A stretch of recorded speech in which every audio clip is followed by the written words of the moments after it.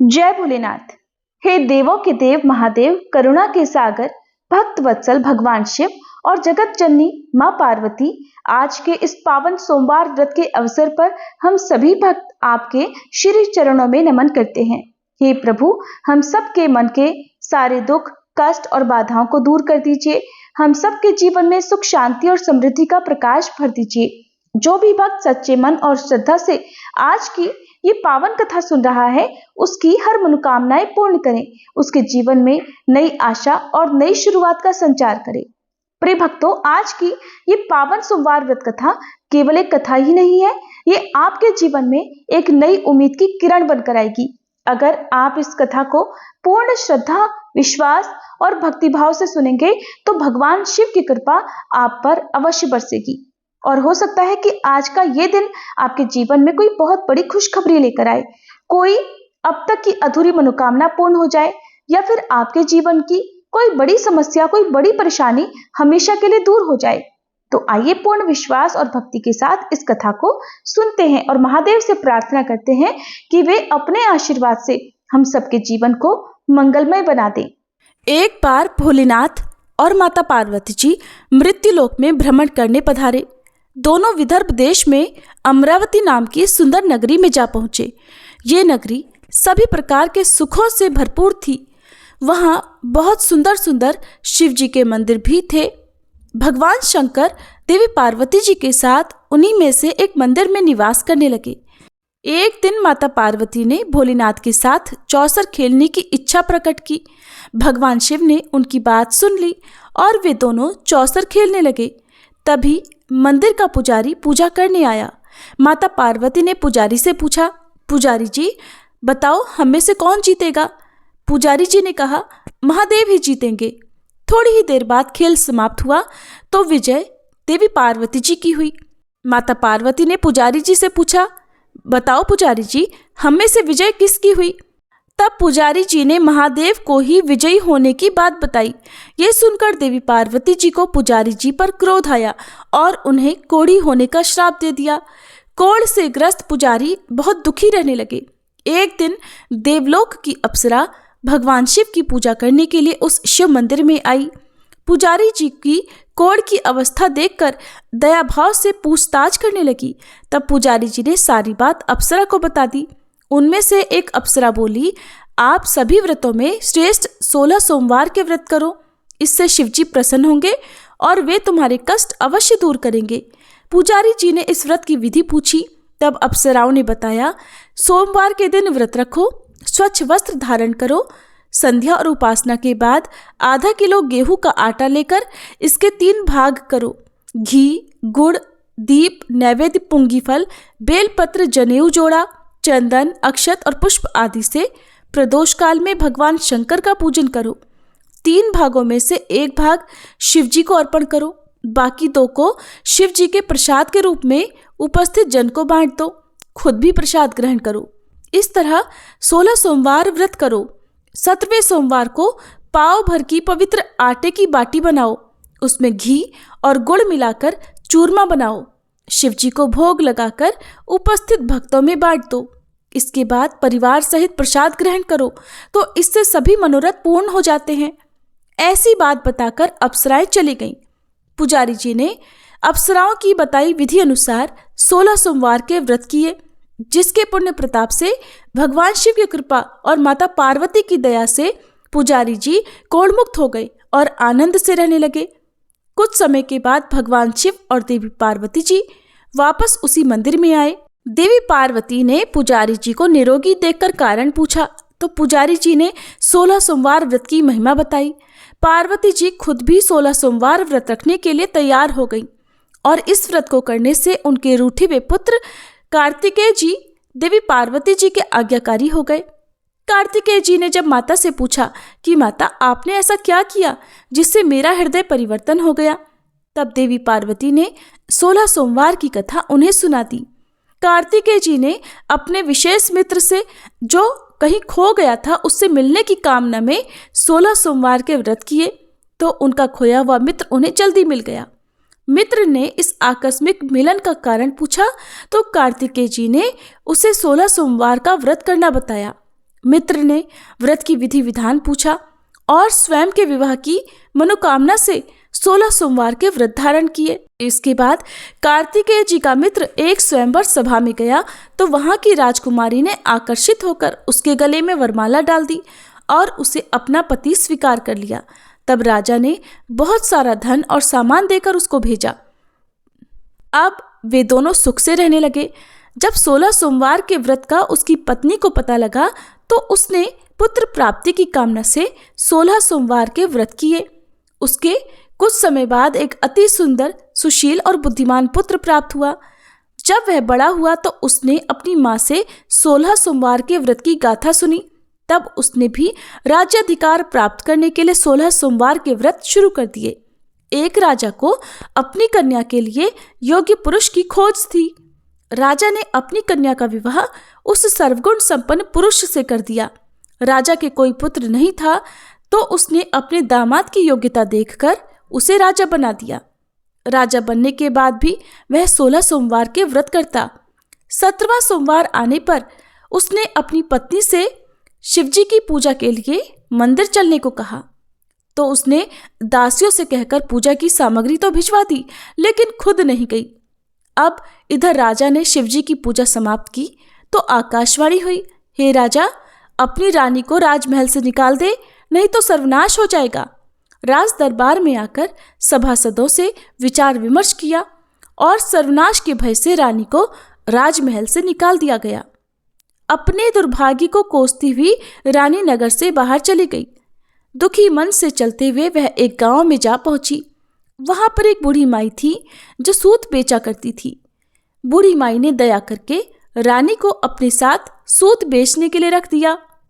जब से रानी को साथ रखा, बूढ़ी माई का तो सूत बिकना ही बंद हो गया। बूढ़ी माई ने रानी से वहां से जाने को कह दिया। अब रानी एक तेली के यहाँ काम मांगने गई। उसी समय तेली के मटके चटक गए, सारा तेल बह गया।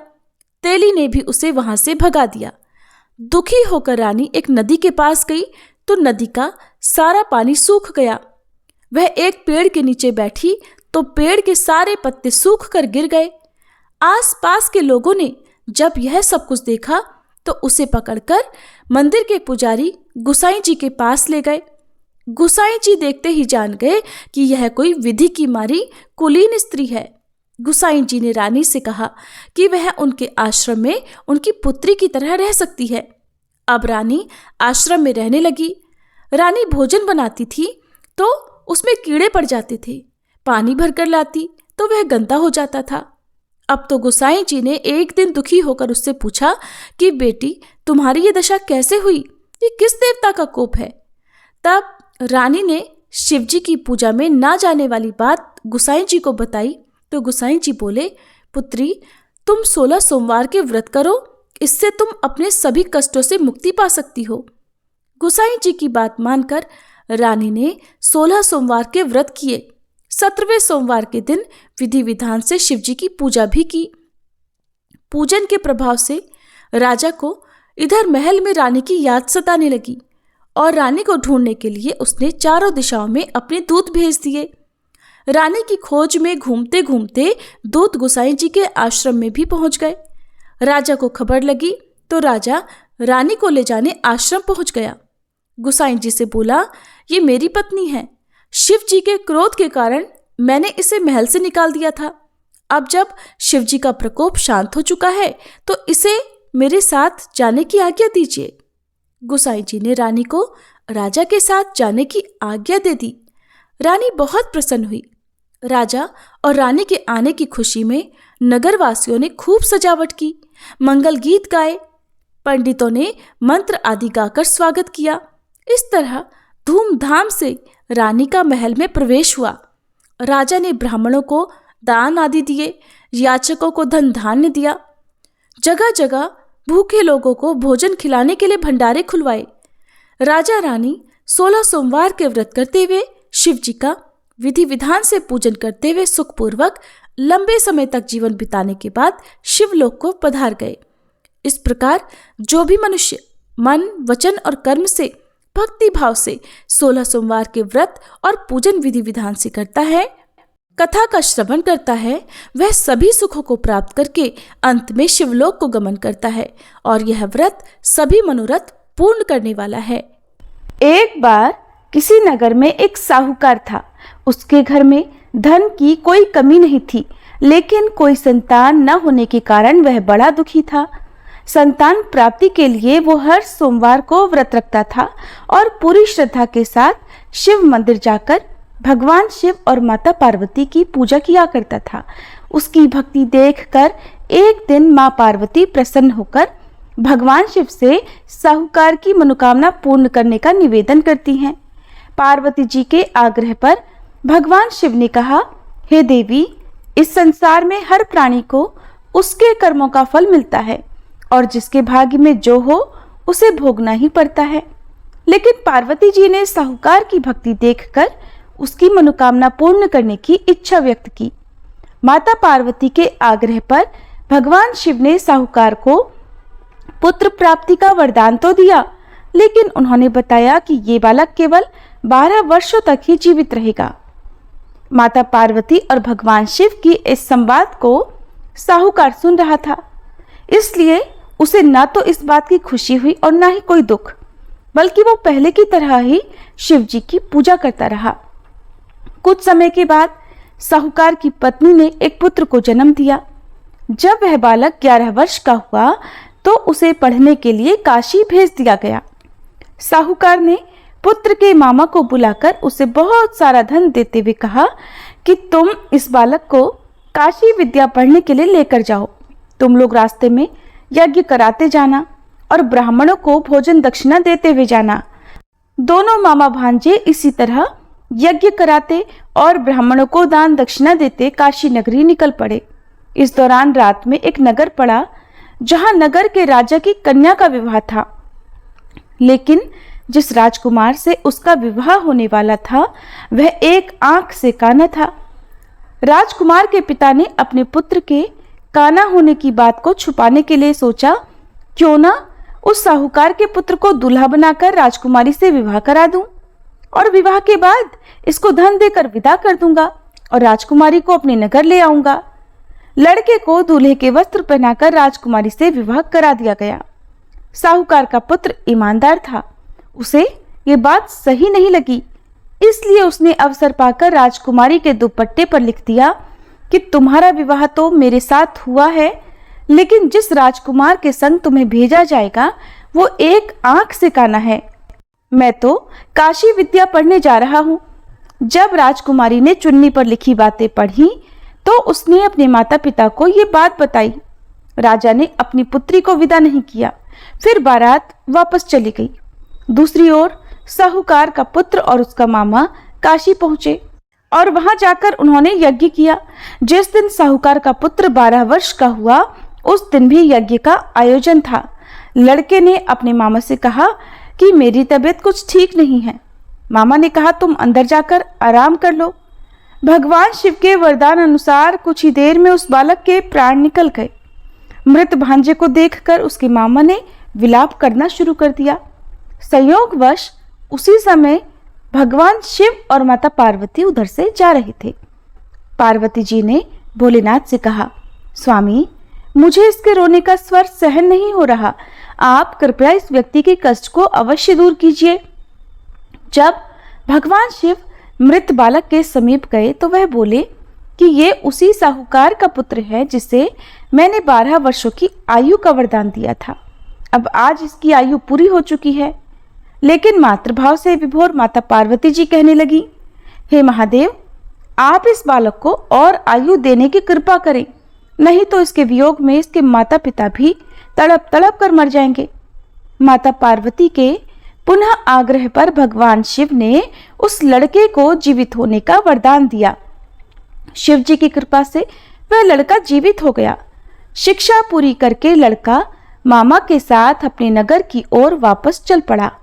दोनों चलते हुए उसी नगर में पहुंचे जहां उसका विवाह हुआ था। उस नगर में भी उन्होंने यज्ञ का आयोजन किया। उस लड़के के ससुर ने उसे पहचान लिया और महल में ले जाकर उसकी खूब आवभगत की और अपनी पुत्री को धूमधाम से विदा कर दिया। इधर साहूकार और उसकी पत्नी भूखे प्यासे रहकर अपने बेटे की प्रतीक्षा कर रहे थे। उन्होंने प्रण कर रखा था कि अगर उन्हें अपने बेटे की मृत्यु का समाचार मिला तो वो भी प्राण त्याग देंगे, परंतु अपने बेटे के जीवित होने का समाचार पाकर वे बेहद प्रसन्न हुए।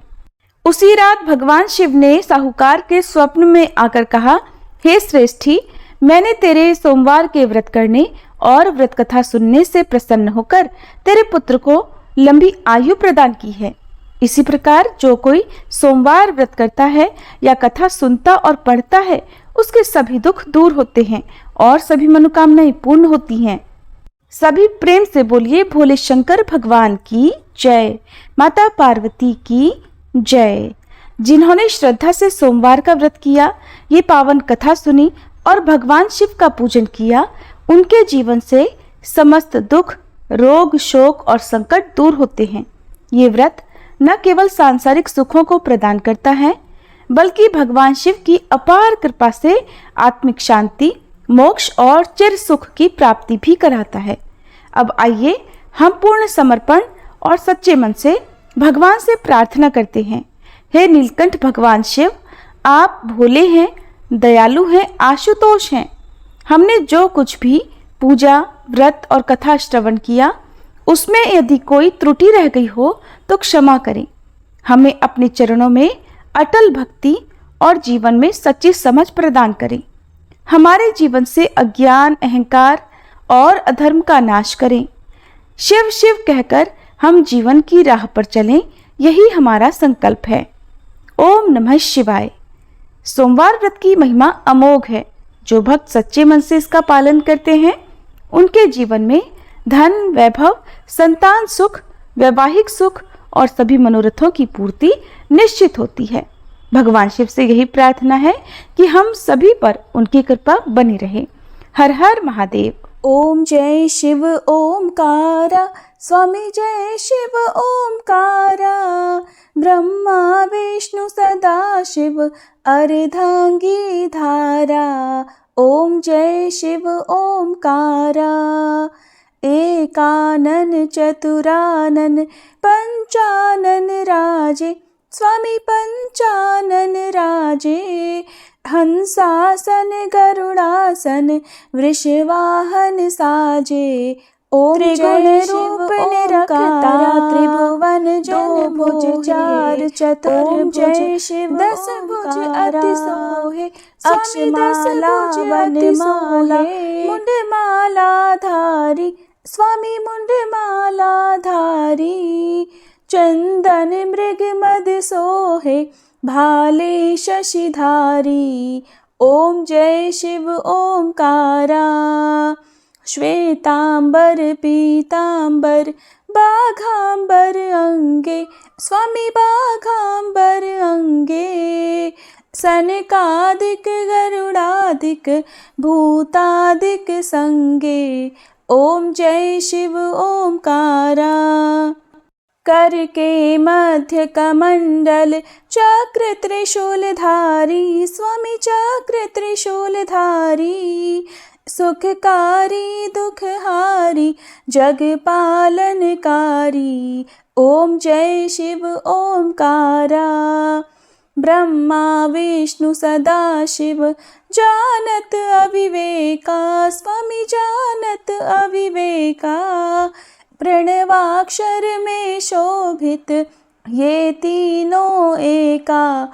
ओम जय शिव ओमकारा, त्रिगुण स्वामी जी की आरती जो कोई नर गावे, स्वामी जो कोई नर गावे। कहत शिवानंद स्वामी सुख संपत्ति पावे। ओम जय शिव ओमकारा, ओम जय शिव ओमकारा, स्वामी जय शिव ओमकारा। ब्रह्मा विष्णु सदा शिव अर्धांगी धारा। ओम जय शिव ओमकारा।